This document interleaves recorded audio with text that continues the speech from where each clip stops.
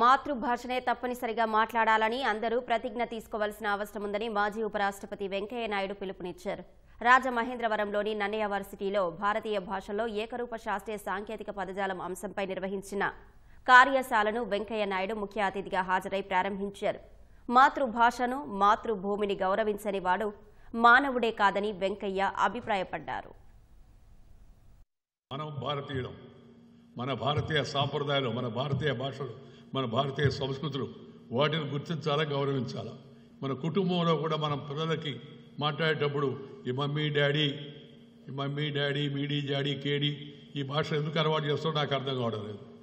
అమ్మా అని పిలిస్తే అంతరాల నుంచి వస్తుంది, మమ్మీ అని పిలిస్తే మూతిలో నుంచి వస్తుంది. రాత్రికి ఒకసారి కావాలంటే పడుకునే ముందు ఒకసారి అనుకొని చూడండి అందరూ. అమ్మా అంటే ఎక్కడి నుంచి వస్తుంది, మమ్మీ అంటే ఎక్కడి నుంచి వస్తుందని.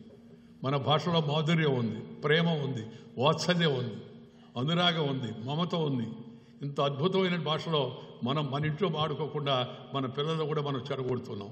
దయచేసి తల్లిదండ్రులు కూడా చాలామంది ఉన్నారు కాబట్టి ఈ విషయాన్ని గమనించవలసిగా కోరుతున్నాను. నేను ఇంటిలో, వీధిలో, గుడిలో, బడిలో అమ్మ ఒడిలో నుంచి వచ్చిన భాష అవుతుందో అమ్మ భాషనే తప్పనిసరిగా మాట్లాడాలి అని మన అందరం కూడా ప్రతిజ్ఞ తీసుకోవాల్సిన అవసరం ఎంత